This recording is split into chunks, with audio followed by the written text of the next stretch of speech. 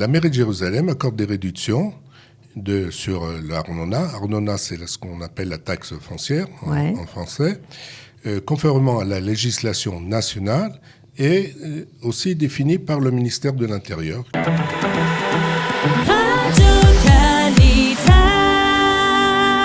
Salut à tous, bienvenue. Nous avons le plaisir de retrouver le département des droits avec ses bénévoles hyper efficaces. Aujourd'hui, nous allons parler de la Arnona et des façons d'obtenir une réduction en fonction de sa situation. Bonjour Ayala Bloom, on est ravis de te retrouver. Toi qui es Shavuatov, toi qui es responsable du Centre des droits.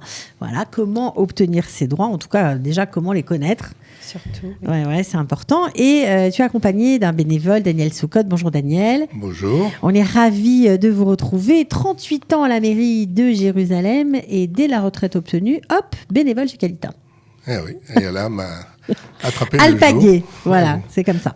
Alors aujourd'hui, on va parler justement des réductions. On va d'abord expliquer comment obtenir une réduction en général, comment tout ça fonctionne, qui décide. Donc Daniel, vous allez nous expliquer comment ça fonctionne. Voilà, la mairie de Jérusalem accorde des réductions sur l'Arnona. Arnona, c'est ce qu'on appelle la taxe foncière en français. Conformément à la législation nationale et aussi définie par le ministère de l'Intérieur qui chaque année définit les réductions. Les réductions. Donc c'est chaque année, on peut peut-être prétendre à une réduction si l'année d'avant on ne l'avait pas eu. Il faut vérifier. Chaque année. Chaque année, d'accord. Alors, on va rentrer peut-être tout de suite dans le vif du sujet. Est-ce qu'on doit forcément être propriétaire ou locataire ? Comment ça s'organise quand on veut obtenir une réduction d'Arnona ? Alors, d'abord, ce qui est important, pour obtenir une réduction, il faut que le demandeur de la réduction ait inscrit son bien, qu'on soit locataire ou propriétaire, à la mairie de Jérusalem. Donc, il faut faire ce qu'on appelle à la mairie, en hébreu, Shinui Marzikim, en français, changement de titulaire. D'accord. Donc, parfois, les locataires se disent, c'est pas à moi de m'en occuper, c'est au propriétaire, mais c'est une erreur. C'est une erreur. Il faut y aller. Il faut faire le changement, même locataire. D'accord. Donc je vais profiter de ta présence ici, de votre présence à tous les deux, pour expliquer comment on fait si aujourd'hui on peut de nouveau, après cette année de Corona qui est passée, aller en frontal à la mairie pour prendre un rendez-vous et s'expliquer. Voilà. Donc après une interruption de 1 an et demi, où la mairie ne recevait pas. Et depuis le 1er juin 2021, la mairie reçoit, mais uniquement sur rendez-vous. Donc, si vous voulez prendre rendez-vous à Arnona... Pour le service d'Arnona, oui. Le service à Arnona, il faut prendre rendez-vous sur le site, ou bien il y a une application qui s'appelle MyVisit. Ouais, c'est très pratique, c'est vraiment très important de le dire parce que parfois on fait la queue des heures et puis on se fait retoquer parce qu'on n'a pas de rendez-vous. Exactement. On monte sur cette application qu'on descend sur son smartphone, MyVisit, et là-bas il y a toute une liste d'administration et il y a évidemment la mairie, on prend rendez-vous, sinon par téléphone c'est possible aussi ? Non, c'est pas possible. On ne peut plus prendre rendez-vous par téléphone ? Non, je ne crois pas. Il y a un moquet d'Arnona. Ok. On peut donner le téléphone. Oui. 6296 333. Donc on les appelle et moquet d'Arnona. Et en fonction, ils nous donnent... Uniquement de Arnona. D'accord. Ils nous donnent la possibilité peut-être de prendre rendez-vous. En tout cas, ils vous aiguilleront sur un autre téléphone. Donc ça, c'était les informations générales. On vous pose souvent des questions comme ça sur le mode de fonctionnement ? Très régulièrement. C'est vraiment les dossiers Arnona. Ce sont les premières questions qu'on nous a posées dans le Centre des droits. Je ne sais pas comment faire. Est-ce que j'ai droit à une réduction ? Et je leur dis, ne vous inquiétez pas, tous les dimanches matins, il y a là un bénévole qui est spécialisé, qui va vous donner rendez-vous, qui va s'occuper de vous aider à obtenir votre réduction. Et souvent, Dany, je t'envoie directement les demandes. On n'attend pas dimanche prochain. Si j'ai un appel cet après-midi, je t'envoie tout de suite la demande et Dany traite immédiatement. Bon, alors ça c'est génial. D'abord, merci de donner de votre temps. Il paraît qu'il y a énormément de possibilités d'avoir des réductions. Est-ce que c'est vrai ? C'est vrai. Il y a sur le site de la mairie de Jérusalem, aujourd'hui, il y a 31 façons d'avoir une réduction. 31 façons. 31 façons. C'est énorme. Non, ce sont des cas différents. Des cas particuliers. Des cas ok. particuliers. Et tout le monde n'y a pas le droit, mais il y a 31 cas.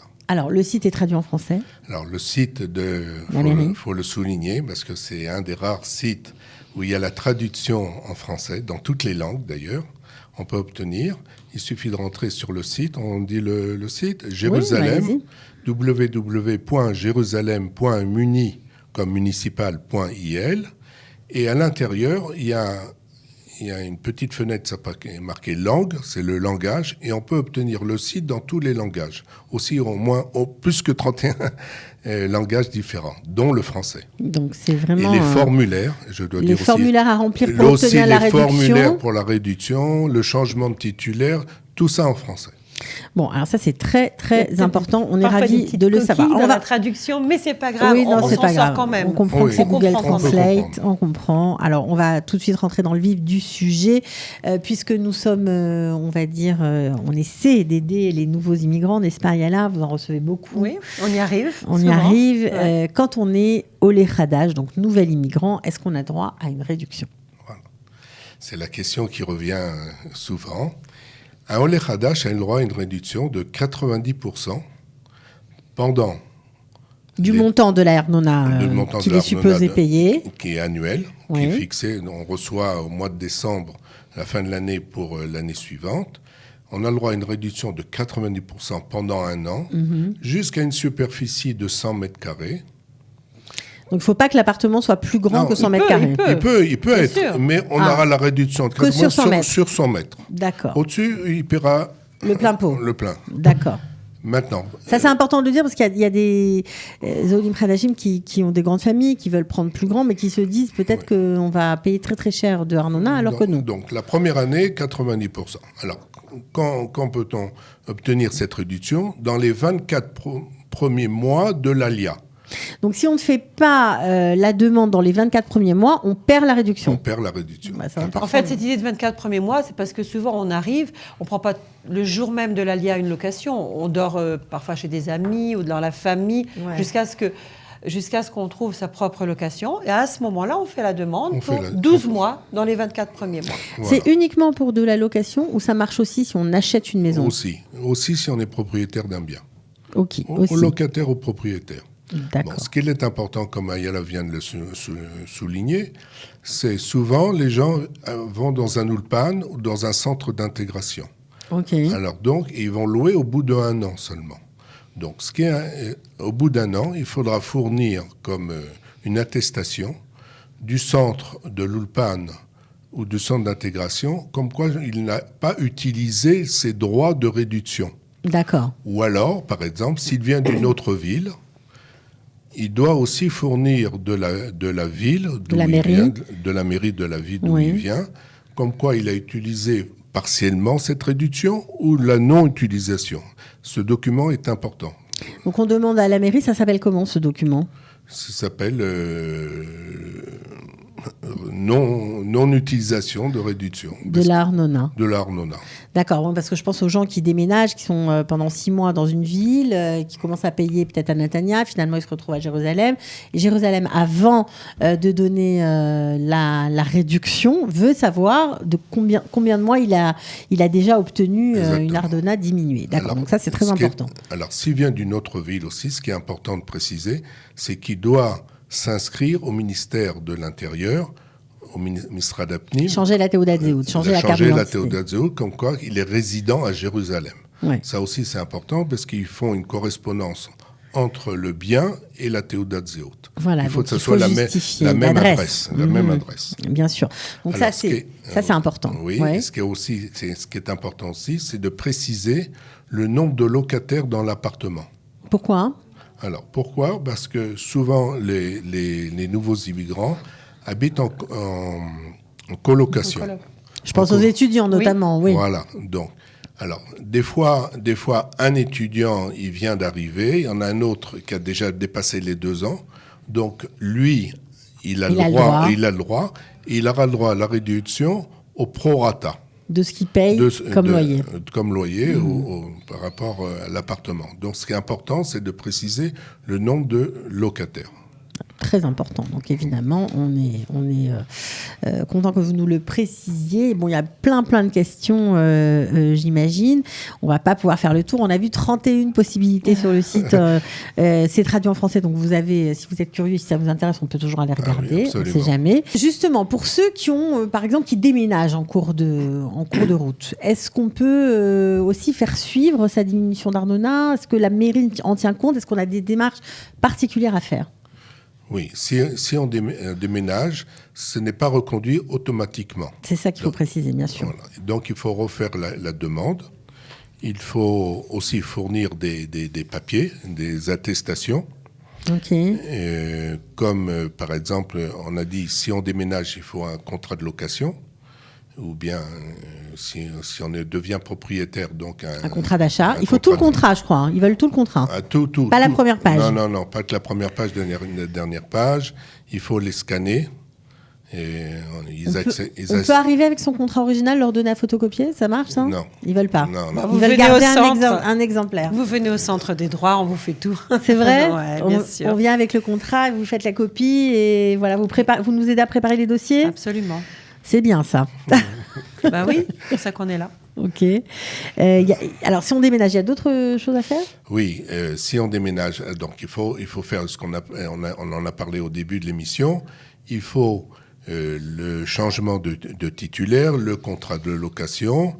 Il faut aussi, on a dit, la copie de la carte d'identité de tous les locataires. D'accord. Ok. Et ce qui est important, c'est de préciser la date qu'on quitte l'appartement pour éviter les conflits qu'on aura peut-être avec les nouveaux locataires. Et oui, parce que parfois, on quitte un appartement, on ne le signale pas à la mairie parce que soit on va, par exemple, retourner habiter chez ses parents ou chez un ami, et donc on n'a plus d'Arnona. Et en attendant, le bien est toujours à notre nom. Exactement. Et l'Arnona continue. Donc, c'est un problème. Donc, il faut préciser à la mairie qu'on a fini et qu'on a déménagé. Pour éviter les dettes qui ne nous incombent pas, en fait, qui ne sont pas de notre fait. Bon, alors, Daniel Soucotte, merci beaucoup d'avoir répondu à ces questions avec pour aujourd'hui. Plaisir. Merci vraiment Ayala Bloom. Alors, je sais que vous faites vraiment un travail incroyable. Vous savez combien de d'OLIM vous avez aidé? Combien de dossiers vous avez traités, plus ou moins? Alors, il y a combien d'OLIM on a aidé? Il y a aussi combien chaque OLE demande parfois plusieurs services. Choses, oui, bien sûr. On a dépassé les 1000. Les 1000 demandes. Services. 1000 services, extraordinaire. Bon, écoutez, j'espère que vous allez continuer à aider. En tout cas, vous savez que Daniel Soucotte est là tous les dimanches. Tous les dimanches. Et comme je dis, tous les dimanches, il est là physiquement pour recevoir les gens. Tous les dimanches matin, mais tout au long de la semaine, il est disponible parce que quand je fais appel à lui, il dit jamais non. Il traite de loin. Bon, bravo à vous en tout cas. On se retrouve pour une prochaine émission. À bientôt. D'accord. Au revoir, Catherine. Ciao.